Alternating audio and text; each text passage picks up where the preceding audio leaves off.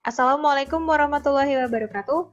Di video kali ini, Kak Git akan membahas materi dan beberapa contoh soal tentang optik geometri sebenarnya. Tapi kan optik geometri itu banyak ya materinya.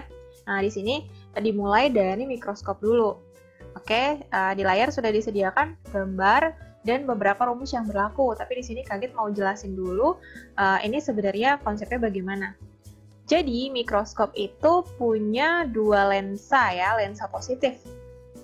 Yang pertama ada lensa objektif, di sini lebih kecil, dia ada di depan. Biasanya lensa objektif ini di dekat bendanya. Gitu. Sedangkan yang kedua ini lensa okuler. Okuler itu yang dekat dengan mata pengamat ya, yang dipakai buat melihat. Di sini ada kesalahan nih, harusnya positif. Oke, jadi lensa ada dua, positif lensa objektif dan lensa okuler yang ini. Fokusnya objektif itu lebih kecil daripada okulernya. Oke, nah nantinya benda diletakkan di dekat atau di depan lensa objektif nih di sini. Oke, kemudian kayak biasa pembentukan bayangan ya, sinar datang sejajar sumbu utama gitu. Kemudian dibiaskan melalui titik fokus. Nah, di sini kan ada fokusnya lensa objektif nih. Oke, lewat fokus. Kemudian sinar yang kedua itu sinar datang menuju pusat optik, sinarnya akan diteruskan. Nah, kemudian bertemu di satu titik di sini. Maka terbentuklah bayangan yang ini. Bayangannya terbalik kayak gitu. Jadi, pertama yang kita ketahui di sini ada jarak antara objek dengan lensa objektif ya. Benda dengan lensa objektif itu disebut dengan SOB. Jarak benda terhadap lensa objektifnya. Kemudian yang di sini ya, setelah lensa objektif sampai dengan bayangannya itu ada S aksen OB, yaitu jarak bayangan dari si lensa objektifnya. Nah, kalau udah terbentuk bayangan sekali oleh si lensa objektif ini akan dibiaskan lagi ke lensa okulernya ya. Sinar datang menuju optik, ini akan diteruskan, kemudian sinar datang sejajar sumbu utama, dibiaskan melalui fokus kayak gini, ketemu di mata, jadi kita bisa ngelihat ya, habis itu ngelihat bayangan yang ada di dalam mikroskopnya, gitu ya. Nah, keterangannya itu pertama di sini ada SOK, jarak benda terhadap lensa okulernya ya. Di sini SOK, jarak benda terhadap lensa okuler. Ini kan bayangan dari objektif. Nah, kalau terhadap okuler ya dianggapnya benda, jadi S. Kayak gitu. Kebetulan di sini jatuhnya tepat di fokus okulernya. Artinya gini, SOK itu sama dengan jarak fokus okulernya. Ini kebetulan aja karena gambarnya begini, berarti kalau keadaannya sama nih antara SOK dengan FOK-nya, ini adalah gambar untuk matanya tanpa akomodasi, kayak gitu. Oke ya, jadi jarak benda terhadap okuler itu sama dengan jarak fokusnya. Nantinya di sini tetap berlaku rumus untuk ke jarak fokus lensa itu ya, 1/F sama dengan 1/S ditambah 1/S aksen kayak gitu. Jadi untuk lensa objektif nantinya 1/F objektif itu akan sama dengan 1/S objektif ditambah 1/S aksen objektif. Kayak gini. Nah, untuk yang okulernya juga sebenarnya berlaku sama gitu. Jadi 1/.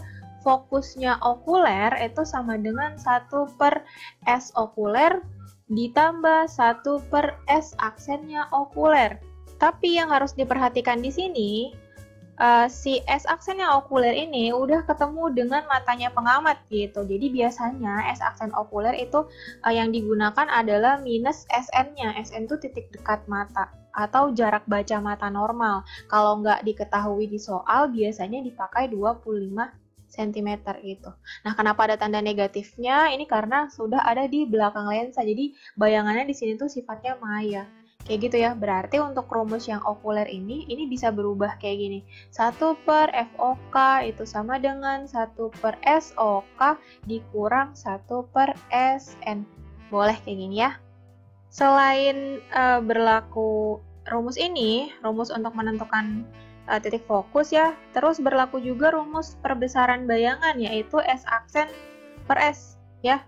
Sehingga untuk perbesaran dari lensa objektif MOB itu bisa ditulis S aksen OB dibagi SOB. Ini kenapa ada tanda negatif ya, karena dia ada di belakang lensanya nih. Ini objektif kemudian di belakang gitu kan, tapi kan ada tanda mutlaknya nih, jadi nanti ambil yang positifnya gitu ya. S aksen OB per SOB untuk yang objektif di sini.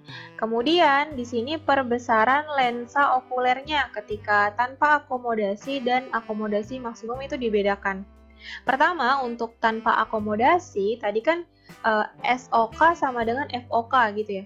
Sebenarnya perbesaran sama pasti, S aksen per S, ya kan? Cuman ditambahin jadinya S aksen OK per SOK, ya. Untuk mata tanpa akomodasi, ya kan, si SOK-nya nih sama dengan fokusnya, berarti yang di bawah di sini boleh diganti jadi fokus, ya kan? Terus yang S aksen OK-nya ini bisa digunakan si SN-nya, ya kan?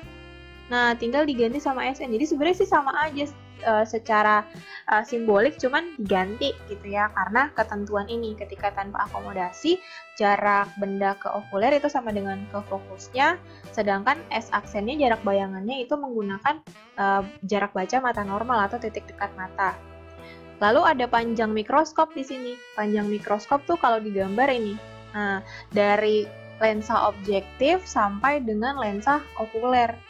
Kalau ditarik garis putus-putus apa sih bergabung gitu, berarti kan ini ya yang biru ditambahin sama yang merah. Yang biru itu S aksen OB, yang merah adalah SOK.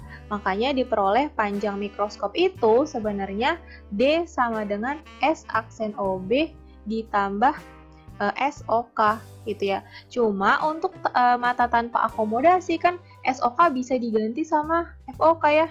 Berarti jadinya begini nih. S aksen OB ditambah FOK, karena di sininya boleh diganti sama FOK kayak gitu. Selanjutnya untuk yang mata dengan akomodasi maksimum, ini tinggal ditambahin satu aja. Terus untuk panjang mikroskopnya kayak normal kayak gini ya. SOK-nya nggak boleh diganti sama jarak fokusnya. Terus kalau untuk mencari SOK-nya tadi pakai rumus mencari titik fokus pada lensa okuler yang seperti udah saya kasih tahu tadi sebelumnya. Nah, di sini ada satu contoh soal, sebuah mikroskop mempunyai lensa objektif dengan jarak titik api 0,9 cm dan berjarak 13 cm dari okulernya yang berjarak titik api 5 cm. Perbesaran benda yang diletakkan 1 cm dari objeknya adalah. Di sini udah ditulisin yang diketahui apa aja. Pertama ada FOB 0,9 cm, D-nya jarak antara objektif dan okulernya itu panjang mikroskop ya 13 cm, fokus okulernya 5 cm, dan jarak bendanya terhadap objektif itu 1 cm. Kan nggak ada keterangannya nih di soal dia perbesaran ketika tanpa akomodasi atau akomodasi maksimum gitu kan, nggak ada keterangannya di soal, berarti normalnya kita mengerjakan tanpa akomodasi gitu ya. Nah, ini yang ditanya tuh perbesaran total ya, berarti kalau perbesaran benda jadi nanti tinggal dikaliin aja M total itu sama dengan perbesarannya objektif lalu dikalikan dengan perbesarannya okuler kayak gitu. Jadi cari masing-masing dulu terus nanti dikali. Untuk yang perbesaran objektif berarti kan S aksen OB per SOB ya, terus untuk yang okulernya berarti SN per FOK ya, karena dia tanpa akomodasi kan kayak gitu.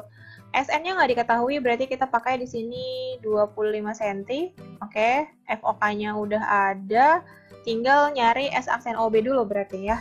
Jadi langkah pertamanya gini, 1 per FOB sama dengan 1 per SOB ditambah 1 per S aksen OB. Tinggal dimasukin angkanya, 1 per 0,9 sama dengan 1 per 1 ditambah 1 per S aksen OB. 0,9 ini 9 per 10, berarti kalau dibalik jadinya 10 per 9 dikurang 1 per 1 gitu ya, sama dengan 1 per S aksen OB. Samain penyebutnya berarti 10 per 9 dikurang 9 per 9 gitu ya, sama dengan 1 per S aksen OB. Jadi 1 per S aksen OB sama dengan, tinggal kurangin nih, 1 per 9. Otomatis S aksen OB-nya adalah 9 cm. Kayak gini. Kalau udah, berarti langkah berikutnya tinggal cari perbesaran totalnya. M sama dengan S aksen OB per SOB. Gitu ya, dikali SN per FOK. Oke, ini perbesarannya objektif, ini perbesarannya okuler, tinggal masukin berarti 9/1 dikali 25/5, gitu kan? Berarti ini 9 dikali 5 ya, sama dengan 45, berarti jawabannya yang B. Soal yang kedua, mikroskop memiliki lensa objektif dan lensa okuler dengan jarak titik api masing-masing 1,8 dan 5 cm. Sebuah benda diletakkan pada jarak 2 cm di bawah lensa objektif. Tentukan perbesaran yang terjadi jika benda diamati oleh seseorang yang memiliki titik dekat 25 cm dengan mata berakomodasi maksimum. Oke. Yang diketahui udah kaget tulis di sini ada fokusnya objektif 1,8, fokus okuler 5, jarak benda terhadap lensa objektif itu 2 cm dan SN-nya 25 cm. Karena perbesarannya maksimum, berarti untuk perbesaran totalnya itu sama dengan masih sama sebenarnya ya, perbesaran objektif dikali perbesaran okuler. Cuma nanti yang okulernya aja beda. Kalau di sini objektifnya tetap S aksen OB dibagi SOB gitu ya. Nah, kalau yang ini okulernya berarti dia SN per FOK itu habis itu ditambah 1 kayak gini untuk yang akomodasi maksimum. Berarti langkah pertamanya masih mencari S aksen OB-nya dulu ya. Jadi 1 per FOB sama dengan 1 per SOB ditambah 1 per S aksen OB. Gitu. Terus 1 per 1,8 sama dengan 1 per 2 gitu ya, ditambah 1 per S aksen OB. 1,8 itu 18 per 10, berarti dibalik jadinya 10 per 18 dikurang 1 per 2. Sama dengan 1 per S aksen OB. Gini ya. Ini jadinya kalau disamain penyebutnya 10 per 18 dikurang gimana nih? 9 per 18 ya. Nah, ini sama dengan 1 per S aksen OB. Oke, berarti 1 per S aksen OB sama dengan 1 per 18. Sehingga S aksen OB-nya ya, jarak bayangan terhadap lensa objektifnya itu adalah 18 cm. Yang kedua, tinggal dimasukin ke rumus perbesarannya. Berarti S aksen OB 18 per SOB-nya 2. Terus dikali nanti SN per FOK. SN-nya 25, FOK-nya 5. Gini, nanti ditambah 1 ya. Berarti dia tuh 25 bagi 5 tuh 5. 5 tambah 1, 6. Jadi di sini 9 kali 6. Maka perbesarannya adalah 54 kalinya. Jadi jawabannya yang C. Soal yang ketiga, mikroskop dengan jarak fokus lensa objektif dan okuler berturut-turut 0,8 dan 6 cm. Sebuah benda diletakkan pada jarak 10 mm di depan lensa objektif. Jika pengamat berakomodasi, akomodasi maksimum ya, pada jarak 30 cm, berarti ini SN-nya, panjang mikroskop saat itu adalah... Oke, ini udah kagi tulisin yang diketahui. Pertama ada FOB 0,8 ya, FOK, SOB, dan SN-nya. Di sini SOB-nya masih milimeter, kita ubah ke senti, yaitu 1 cm. Gitu. Terus yang ditanya adalah panjang mikroskop ketika akomodasi maksimum, berarti D sama dengan S aksen OB ditambah SOK ya. Kita butuh kedua ini berarti. Oke, langsung kita cari aja. Yang pertama untuk S aksen OB berarti gini, 1 per FOB sama dengan 1 per SOB ditambah 1 per S aksen OB. Gini ya, ini jadinya 1 per 0,8 sama dengan 1 per 1 ditambah 1 per S aksen OB. Gini, ini 0,8, 8 per 10, berarti 10 per 8 dikurang 1 per 1 ya, langsung samain penyebutnya berarti 8 per 8, gitu kan. Sama dengan 1 per S aksen OB. Jadi 1 per S aksen OB itu sama dengan kurangin nih 2 per 8. Jadi S aksen OB-nya sama dengan dibalik nih 8 bagi 2 berapa? 4 cm. Langkah keduanya kita cari si SOK, itu pakai 1 per FOK sama dengan 1 per SOK dikurang 1 per SN. Gitu ya. Nah, ini 1 per 6 sama dengan 1 per SOK-nya yang mau dicari dikurang 1 per SN-nya 30. Ini pindah ke kiri karena dia minus berarti jadi ditambah. 1 per 6 ditambah 1 per 30 sama dengan 1 per SOK. Samain penyebutnya ya, ini 5 per 30 ya. Ditambah 1/30 sama dengan 1 per SOK. Berarti 1 per SOK-nya itu adalah 6 per 30 dibalik berarti SOK-nya sama dengan 30 bagi 6.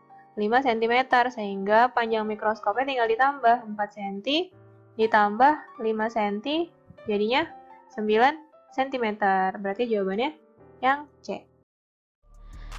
Oke, segitu dulu untuk video kali ini. Jangan lupa like, comment, and share videonya ke teman-teman kalian supaya bisa belajar bareng-bareng di sini.